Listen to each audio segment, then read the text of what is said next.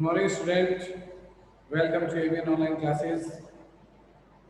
Today we will be discuss new chapters. New chapter means first chapter हमारा complete है.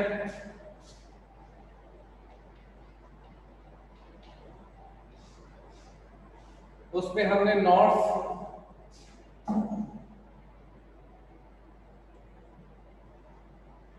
सभी को available करवा दिए हैं. सारे नोट्स हमने क्लियर किए हैं.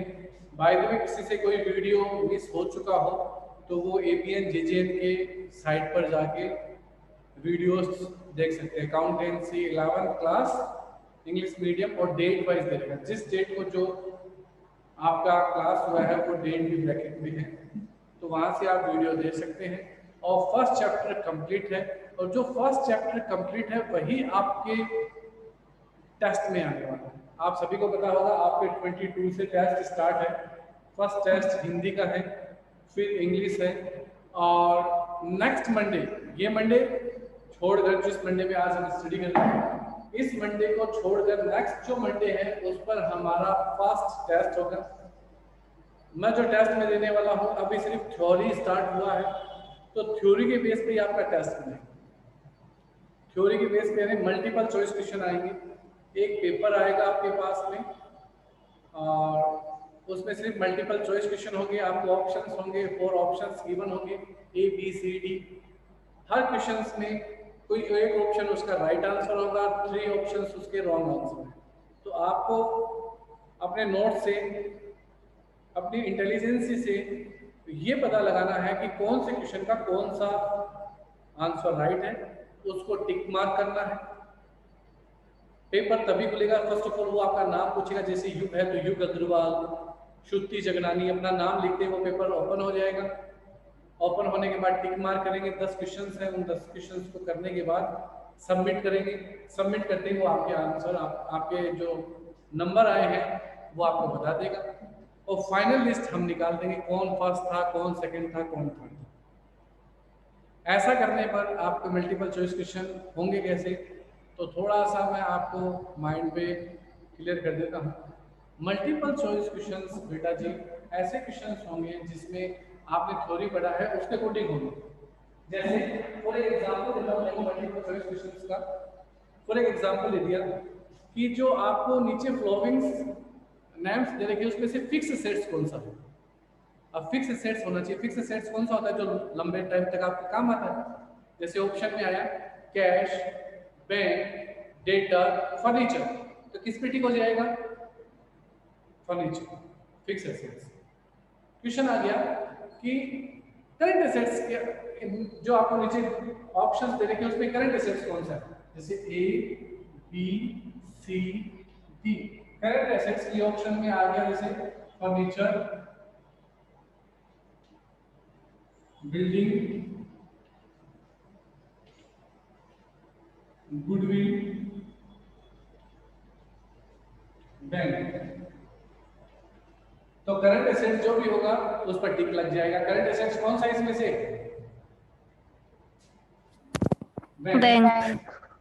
तो आपको सिर्फ ये डी पे ऐसे टिक मार्क करना. जो आपका मोबाइल में जो फॉर्मेट आएगा उसमें जैसे क्वेश्चन को रीड किया, टिक टिक, अपने आप ये टिक हो जाएगा.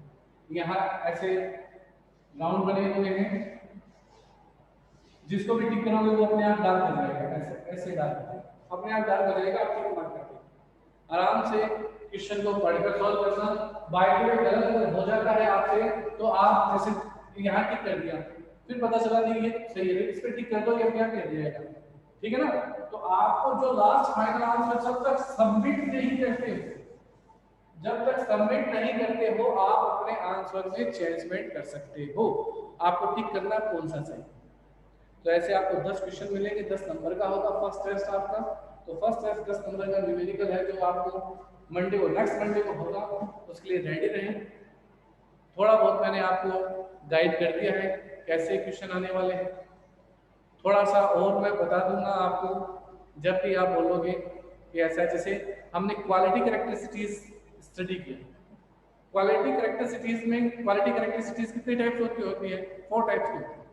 तो ऐसे बोल देगा इसमें से कौन सी क्वालिटी कैरेक्टरिस्टिक्स नहीं है, तो 3 तो वो होंगी जो हैं, एक वो होगी जो नहीं है, उसको उसको आपको टिक मार्क करना है। यानी थ्योरी में जो आपने पढ़ा है, थ्योरिकल जो है उसी के बेस पर हम मल्टीपल चॉइस क्वेश्चन बनाएंगे, तो आपको उसको बहुत अच्छे माइंड में क्लियर करना। ओके, कैपिटल के रूप में क्या इंट्रोड्यूस किया जा सकता है, cash, building, furniture, all the above, सभी। तो आंसर क्या हो सकता है, ऑल द अबव, सभी किए जा सकते हैं। तो आपके ऐसे मल्टीपल चॉइस क्वेश्चन आएंगे चैप्टर नंबर फर्स्ट, जिसका आपका टेस्ट 10 क्वेश्चन बनाएंगे। तो अपने नोट्स अच्छे से रेडी रखो, कोई भी डाउट आए तो मेरे से पूछ लो। सारे वीडियोस आपके ABS JJN साइट पर है, वहां से स्टडी करो। फिर भी कोई डाउट आए तो आप क्लियरली मेरे से सीधे पूछ सकते हैं। मेरे व्हाट्सएप नंबर पे आप SMS कर सकते हैं। SMS करने से आपको आपके आंसर मिल जाएगा। व्हाट्सएप नंबर आपके ग्रुप में ऐड है, उसमें से आप ऐड कर सकते हो अपने मोबाइल पे, ताकि वो ऐड हो जाएंगे तो आप मुझे शो होने लग जाओ। नेक्स्ट अब चैप्टर आता है कि हम नेक्स्ट चैप्टर कौन सा स्टार्ट करें। तो दो चैप्टर की माइंड में क्लियर होता है, एक तो चैप्टर सेकंड या चैप्टर थर्ड। तो देखो चैप्टर सेकंड है वो प्योर, वो भी थ्योरी। चैप्टर सेकंड भी क्या है, थ्योरी है। और चैप्टर थर्ड है वो आपका प्रैक्टिकल न्यूमेरिकल क्वेश्चंस उसमें आएंगे। तो बात है कि हम किसको स्टार्ट करें, थ्योरी ही स्टडी करें या जैसे जनरल लेजर जिसकी हमने बात की थी उनको उस चैप्टर को स्टार्ट करना स्टार्ट करें। तो थोड़ा सा मैं एक बार चाहता हूं कि सब बताएं अपनी राय कि हमें क्या करना चाहिए। हाँ बताओ भाई, युद्ध चैप्टर सेकंड या चैप्टर थर्ड?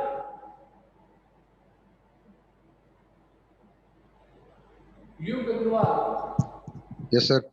कौन सा चैप्टर पढ़ा है? तो सेकंड जो प्योर थ्योरी है, थर्ड किसमें जनरल आ जाएगा? थर्ड में क्या है? थर्ड में जर्नल आ जाएगी। जो हम फर्स्ट बुक पढ़ते हैं ना अकाउंट की, फर्स्ट बुक जर्नल। हाँ, तो मैं थर्ड चाहता ही हूँ पढ़ा कि लो। हमने काफी थ्योरी पढ़ी है, बहुत जल्द जब भी ऑफलाइन क्लास हो तब वो हम सेकंड चैप्टर पढ़ लेंगे। और यस सर। उसको पढ़ने के बाद या बोलोगे तो 2-3 दिन लगेंगे, उस थ्योरी को खत्म कर देते हैं। या प्रैक्टिकल देखो तो प्रैक्टिकल आपको थोड़ा क्वेश्चन करने में मजा आएगा, आप भी क्वेश्चन करने लग जाओगे। बुक्स आ गई है आपके पास में, तो क्वेश्चन स्टार्ट करोगे, क्वेश्चन कैसे सॉल्व होते हैं कैसे नहीं होते हैं। तो इस तरीके से मैं चाहता हूँ कि हमारा क्वेश्चन चैप्टर नंबर 3 स्टार्ट करें। श्रुति जगरानी, कौन सा चैप्टर करें?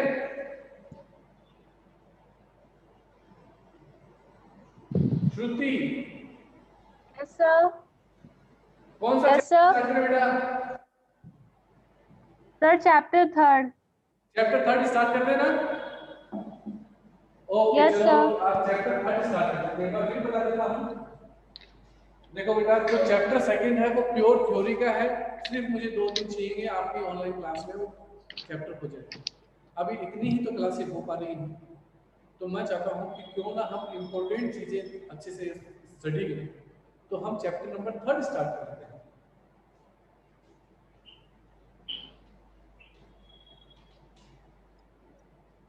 और जैसे हमारा चैप्टर नंबर 3 कंप्लीट होगा, लगभग लंबा चैप्टर है, टाइम लगेगा इसको, लेकिन उसके बाद आपको ऐसे लगने लग जाएगा कि हाँ हम अकाउंट पढ़ रहे हैं। नहीं सेकंड चलेगा, फर्स्ट चलेगा, फिर थर्ड की भी थ्योरी लिखाऊंगा, तो लगभग आपको लगेगा कि अकाउंट पढ़ रहे हैं हम, तो कंप्लीट हो जाएगा जुलाई तक। तो ये कितनी क्लासें और होने वाली है? 5-6 क्लासें और होंगी बस, और जुलाई गया। तो ऐसे लगेगा नहीं कि हम अकाउंट पढ़ रहे हैं। मैं चाहता हूँ आप जिस चीज को सब्जेक्ट को लिया है उसको देखो कि वो होगा क्या एक्चुअल में, वो है क्या है। तो वो जनरल से स्टार्ट होता है एक्चुअल में, लेकिन थ्योरी पढ़ना होता है। तो हम चैप्टर 3 स्टार्ट करते हैं जो जनरल से रिलेटेड। तो चैप्टर नंबर 3,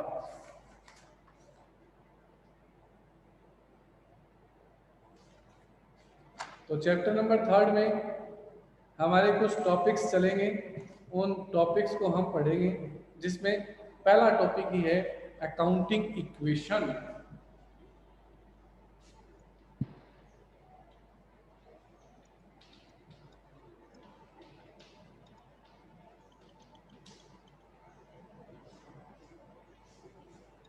अकाउंटिंग इक्वेशन, लेखांकन समीकरण।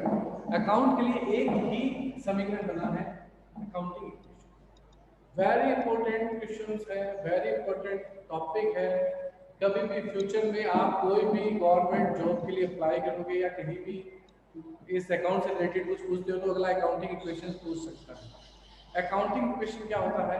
एक प्रकार से बेस ऑफ अकाउंट होता है। अकाउंट का बेस होता है अकाउंटिंग इक्वेशन। है क्या, लिख के बताओ। देखो अकाउंटिंग इक्वेशन बाद में लिखा दूंगा मैं। अकाउंटिंग इक्वेशन होता है assets is equal to liabilities plus capital. Firm की जितनी भी एसेट्स होती है वो हमेशा इज इक्वल टू बराबर होती है फर्म की लायबिलिटीज और कैपिटल के। ये हमेशा इक्वल होते हैं, अकाउंटिंग इक्वेशन होता है। और इसी अकाउंटिंग इक्वेशन पे आपकी बैलेंस शीट बनती है।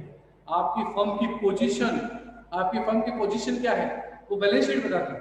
और बैलेंस शीट किस पर है बेस्ड, अकाउंटिंग इक्वेशन। और अकाउंटिंग इक्वेशन क्या है, आपकी जितनी एसेट्स होती है फर्म में, जितनी भी एसेट्स है, कोई पूछे फर्म की एसेट्स किसके बराबर होती है तो आप कहोगे फर्म की एसेट्स होती है फर्म की लायबिलिटीज प्लस कैपिटल के इक्वल होती है हमेशा। अब इस एक इक्वेशन से कितने इक्वेशन और बन सकते हैं। सपोज अगला बोले कि आपकी लायबिलिटीज 2 लाख, कैपिटल 3 लाख, 2 और 3, तो बताओ एसेट्स कितनी लाख हो जाएगी, एसेट्स कितना हो जाएगा। By the way liabilities 3 lakh, capital 2 lakh. मैंने पूछा एसेट्स कितना होगा, कितना होगा एसेट्स 5 लाख। 5 लाख हो जाए, खत्म बात। 5 lakh. Assets is equal to liabilities plus capital. तो ऐसे क्वेश्चंस पूछता, छोटे छोटे क्वेश्चन क्योंकि आप तो बेस में तो हो। ऐसे लायबिलिटीज कैपिटल दे देगा, बोलेगा एसेट्स बताओ मेरी कितनी, तो आपकी जो लायबिलिटीज कैपिटल उसको प्लस कर देना, वही आपकी क्या हो गई एसेट्स। अब मैं इक्वेशन बोलता हूं, देखो अकाउंटिंग इक्वेशन से, एक समीकरण से, एक इक्वेशन से हमें एक इक्वेशन नहीं बनता, इससे 3 बन जाते हैं। कैसे, सपोज लायबिलिटीज बोले, लायबिलिटीज का इक्वेशन बताऊं कि लायबिलिटीज कैसे कैलकुलेट होती है। तो लायबिलिटीज कैलकुलेशन होने का क्या फॉर्मूला बन जाएगा, assets minus Minus capital. Capital. Capital. और अगर कैपिटल बोल दे, कैपिटल, तो फॉर्मूला क्या हो जाएगा, assets minus liabilities. Assets minus Assets minus Liability. Liabilities. liability. तो एक इक्वेशन से कितने फॉर्मूले क्रिएट हुए, 3 फॉर्मूले। जैसे अगला बोले 5 लाख एसेट्स है, 2 लाख कैपिटल है, तो 5% हो गया 3 लाख लायबिलिटीज। 5 लाख एसेट्स है, 3 लाख लायबिलिटीज है, इट मींस कैपिटल कितनी हो गई, 2 लाख कैपिटल हो गई। इक्वेशन बोला जाएगा, आपसे पूछा जाए अकाउंटिंग इक्वेशन क्या होता है, तो आपका आंसर होगा assets is equal to liabilities plus capital. Assets is equal to liabilities plus capital. इस बेस पर आपको कोई भी 2 चीजें प्रोवाइड हो सकती है, तीसरी चीजें पूछ सकते हैं। इसलिए यानी 3 चीजें हैं, एसेट्स है, लायबिलिटीज है, कैपिटल। कोई 2 देगा, एक चीज पूछी जा सकती है। एक क्वेश्चन बनता है, बहुत अच्छा है इसका। ऐसा कोई डाउट आएगा? No sir. अब अकाउंटिंग इक्वेशंस के बारे में मैं बता देता हूँ होता क्या है, और उसके बाद उसकी आपको मैं पिक दे दूंगा। Accounting equation, an accounting equation is a formula of accounting which show that the assets of a liabilities are always equal to total of capital plus liabilities. Accounting equation एक फॉर्मूला है जो show करता है कि firm की जो business की जो एसेट्स है, बिजनेस की जो एसेट्स है वो हमेशा इक्वल होती है किसके, लायबिलिटीज प्लस कैपिटल की। उसे कहते हैं अकाउंटिंग इक्वेशंस। जो हमने पढ़ा है वो इसके किस में आ जाएगा, मीन्स में आ जाएगा। आया समझ में अकाउंटिंग मीन्स? कोई डाउट रहेगा अकाउंटिंग मीन्स का? तो चलो अकाउंटिंग इक्वेशंस पे कुछ क्वेश्चंस आज हम सॉल्व करते हैं। मुझे आप उसका सॉल्यूशन बताओगे, क्या आंसर होगा?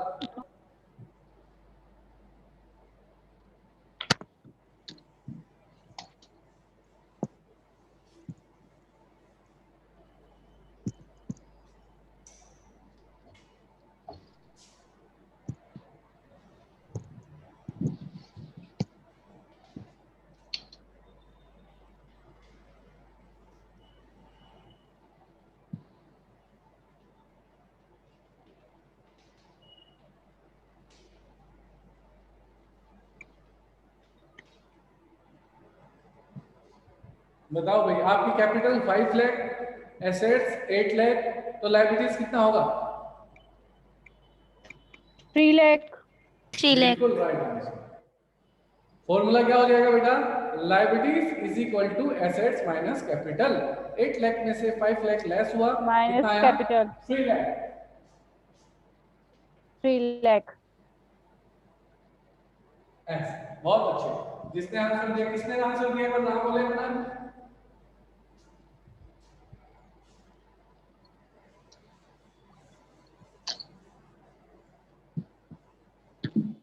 नेक्स्ट देखो,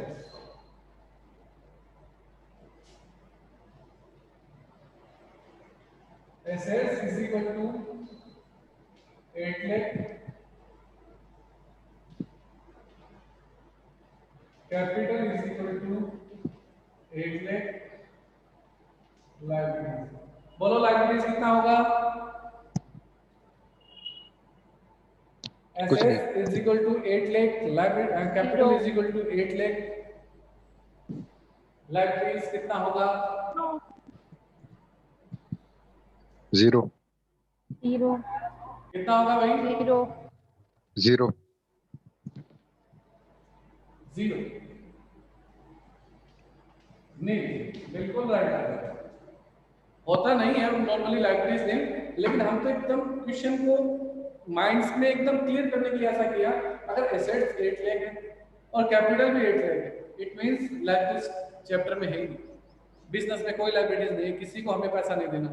जितनी भी एसेट्स है सारी की सारी किसकी है, ओनर की। सारी की सारी किसकी है, ओनर की। जितनी एसेट्स है वो सारी की सारी ओनर की, यानी कैपिटल की। जबकि हम उधार लेते हैं किसी से लोन ले लेते हैं, तो हमारी लाइब्रेरीज क्रिएट होती है ना, तब लाइब्रेरीज क्रिएट होती है। और ऐसा होता है बिजनेस में, बिल्कुल लाइब्रेरीज होती है। लेकिन हमने जो एक टॉपिक ऐसे क्रिएट किया जब ऐसा होता है। तो आपके अकाउंटिंग इक्वेशन तैयार है। लास्ट एक क्वेश्चन और बोल देते हैं, एक क्वेश्चन और कर देते हैं अकाउंटिंग इक्वेशन का। अब जो आंसर है वो श्रुति और युग के अलावा कोई देगा, ना तो श्रुति ना युग। देना देखिए कौन देता है, क्योंकि श्रुति और युग ने एक आंसर दे दिया है, उसके अलावा बताना कौन देगा। आपकी जो लायबिलिटीज है वो 3,50,000, जो आपकी कैपिटल है वो 2,50,000। तो बताओ एसेट्स क्या होगी, युग और श्रुति 6 के लाख। अलावा। 6 लाख 6 लाख। कितना, 6 बिल्कुल राइट आंसर 6 लाख। दोनों प्लस हो जाएंगे, एसेट्स लायबिलिटीज प्लस कैपिटल, दोनों प्लस होके आप लायबिलिटीज का एसेट्स का बहुत अच्छे। यानी आपको अकाउंटिंग इक्वेशन क्लियर है कि अकाउंटिंग इक्वेशन क्या होता है। अकाउंटिंग इक्वेशन किसका बेस है, आपकी पोजीशन का बेस है, कि पोजीशन से बैलेंस शीट से पता चलता है। पोजीशन किससे पता चलती है, आपकी बैलेंस शीट। एक बैलेंस शीट सिखाई जाएगी आपको, उससे फर्म की पोजीशन का पता चलता है। और ये पोजीशन का जो पता चलता है, ये बैलेंस शीट किस पर है, बेस्ड अकाउंटिंग इक्वेशन पे बेस्ड है। अब आपकी बुक्स में अकाउंटिंग इक्वेशंस के काफी क्वेश्चंस हैं, तो हम अकाउंटिंग इक्वेशन के क्वेश्चनों को सॉल्व करेंगे। लेकिन अकाउंटिंग इक्वेशन को जब क्वेश्चंस को सॉल्व करेंगे, तो उससे पहले फर्स्ट ऑफ ऑल हमें क्या होना चाहिए, हमें लर्न होना चाहिए कि हमारी एसेट्स क्या होती है, लायबिलिटीज क्या होती है और कैपिटल्स क्या होती है।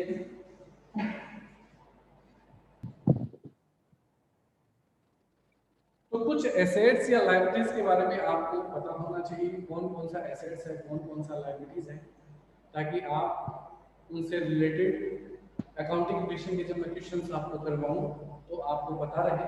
तो कुछ नाम मैं लेते जाता हूं, आपको वो बताना है कि वो एसेट्स है या लायबिलिटीज है। ओके, एसेट्स है या लायबिलिटीज, बस इतना बताना है, ये एसेट्स है लायबिलिटीज। कैश, आपके पास कैश पड़ा है, आपके एसेट्स है लायबिलिटीज, कैश एसेट्स है liabilities,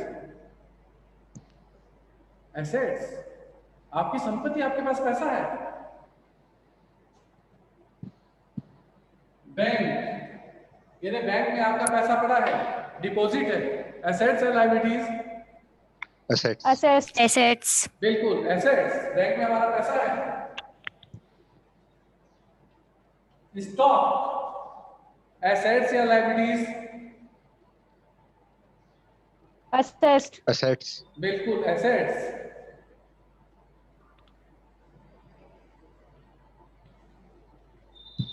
bank loan assets, liabilities, liabilities, liability, बिल्कुल liabilities, लायबिलिटीज। आपने बैंक से लोन लिया है, इन फ्यूचर आपको पे करना होगा बैंक को with interest, with interest. Next debtors, assets, liabilities, debtors, debtors, assessed, assets या assets, liabilities, assets, assessed, assets, assessed, assets.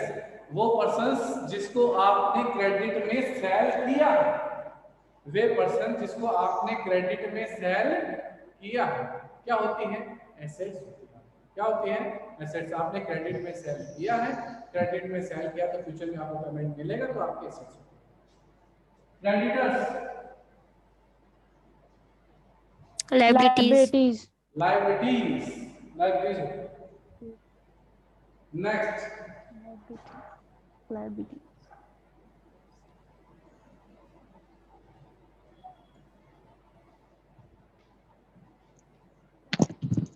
Outstanding expenses.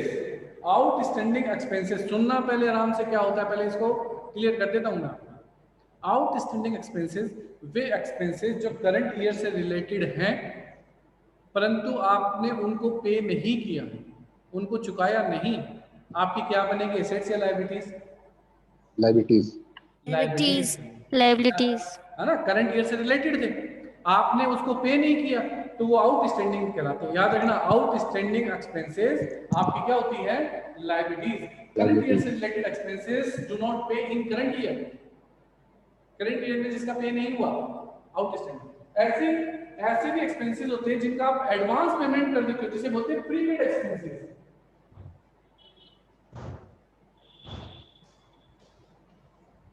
Prepaid expenses बोलो, एसेट्स बनेगी, लायबिलिटीज? assets, assets. एडवांस पे कर दिया, आपके एसेट्स है। सपोज आपने कोई रेंट पे हाउस लिया, आपने साल भर का उसको रेंट दे दिया, अब वो आपके एसेट्स, आप उसको यूज करो क्योंकि किराया दे चुके हो आप। और अगर आप उसको यूज कर रहे हो और किराया नहीं दिया है तो वो आपका राइट तो बनता है, लायबिलिटीज बनती है, आउटस्टैंडिंग। तो किसी का पेमेंट नहीं करना आउटस्टैंडिंग, एडवांस पेमेंट कर देना प्रीपेड। खर्चों का पेमेंट नहीं करना आउटस्टैंडिंग, खर्चों का एडवांस पेमेंट कर देना प्रीपेड। एडवांस पेमेंट करना एसेट्स, जबकि पेमेंट नहीं करना लायबिलिटीज होता है। ठीक है। नेक्स्ट इसमें इनकम को लोगों भी दो नाम आते हैं, एक नाम आता है एक्रूड इनकम और एक होता है अनअर्न्ड इनकम। समझाऊंगा उसके बाद कुछ।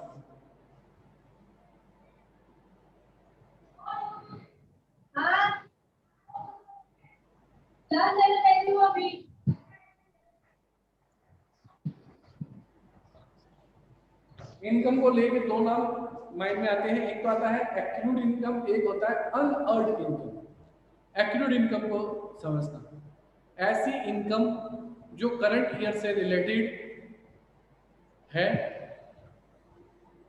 बट आपको रिसीव नहीं हुई, आपको रिसीव नहीं हुई है। बोलो, एसेट्स बनेगी, लायबिलिटीज?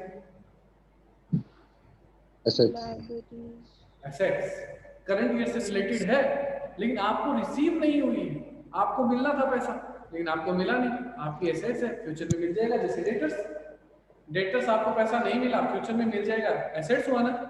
वैसे ही एक्रूड इनकम, आपने कमा लिया लेकिन पैसा नहीं मिला, फ्यूचर में मिल जाएगा, क्या हो जाएगी? एसेट्स। जबकि अनअर्न्ड इनकम, अनअर्न्ड इनकम क्या होती है?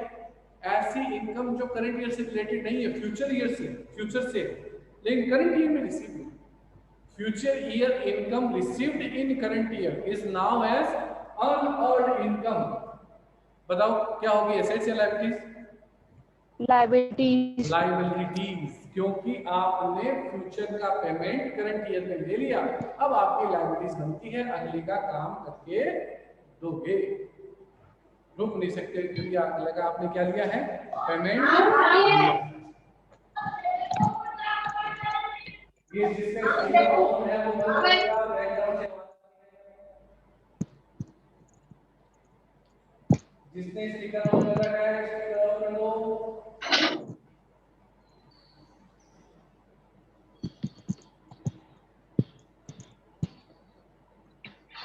उसके बाद बैकग्राउंड कर लो बेटा, बैकग्राउंड से आवाज आ रही है।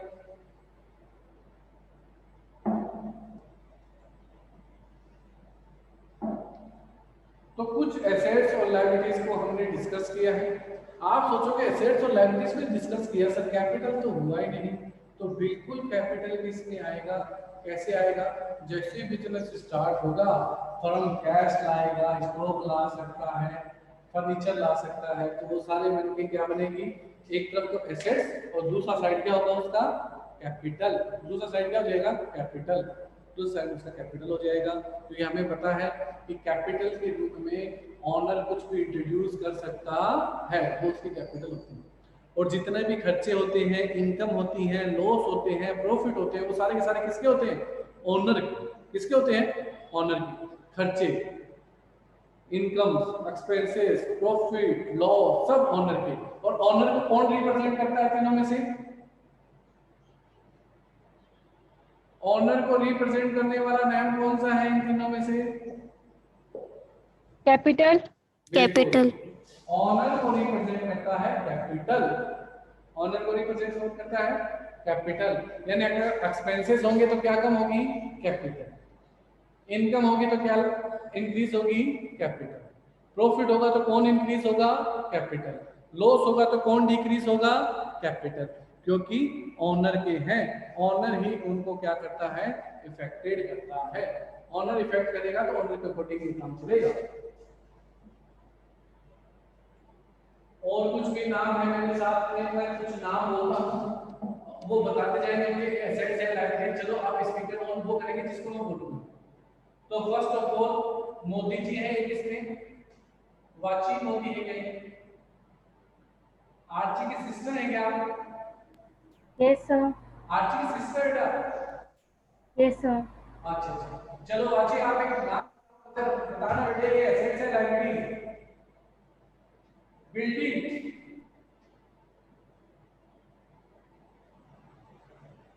वाची मोदी, मोदी जी बताओ, सर बिल्डिंग एसेट्स है लायबिलिटीज? लाइबिलिटी। बिल्डिंग बेटा, आप बिल्डिंग, बिल्डिंग हो जाएगी हमारी एसेट्स।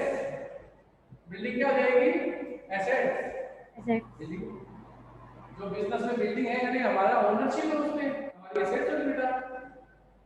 नेक्स्ट पलक जोशी,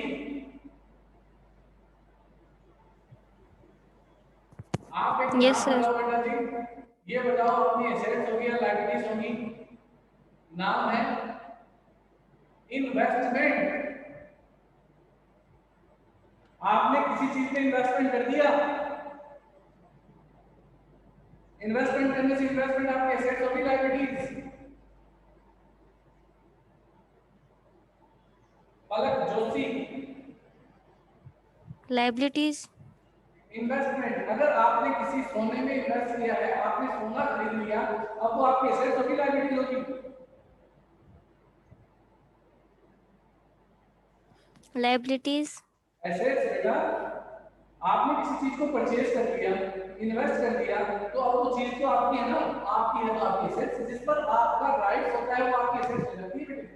लायबिलिटीज तो क्या होती है? Yes. तो आपको पे करना है। जैसे मैं आपको कह दूं एक बार दोस्त जी मुझे 1 लाख रुपए दे दो, आपने मुझे 1 लाख रुपए दे दिए, तो मेरे लिए क्या बन गई? लायबिलिटीज, क्योंकि जोशी जी को 1 लाख रुपए वापस देने। लेकिन बाइक पे आपकी कोई स्कूटी है, आप कहते हो सर ये स्कूटी में बेचना चाहती हूँ, मैंने कहा ये 30,000 रुपए लो, स्कूटी मुझको दे दो, तो वो स्कूटी मेरी क्या हुई? एसेट्स, क्योंकि मैंने उसका पेमेंट किया, चीज को ले लिया। ऐसी होल्ड है। इन्वेस्ट अगर किसी चीज पे करते हैं तो इन्वेस्टमेंट हमारी क्या हो जाएगी? एसेट्स। इन्वेस्टमेंट क्या हो जाएगी? Assets. Okay, Assets. Okay, sir. कोई भी और डाउट है तो पूछ सकते हो बेटा। ये सोनी जी कौन है? सोनी जी कौन नाम भाई? Soni ji, yes sir. हाँ जी सोनी जी, आप बताओ बेटा कि जो प्लांट होता है वो हमारी एसेट्स होती है लायबिलिटीज?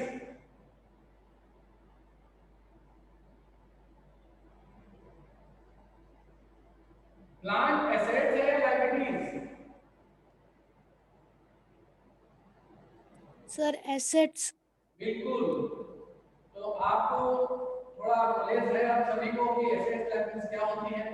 नेक्स्ट जब क्लास होगी तो हम अकाउंटिंग के क्वेश्चन से लेके क्वेश्चन सॉल्व करेंगे।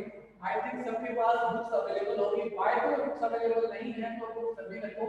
कल हम न्यूमेरिकल क्वेश्चन फर्स्ट को सॉल्व करने वाले हैं, तो कल न्यूमेरिकल क्वेश्चन फर्स्ट सॉल्व होगा तो सभी के पास बुक होनी चाहिए। अगर बाय द वे बुक नहीं है तो मुझे बोल देना, मैं पीडीएफ भेज दूंगा।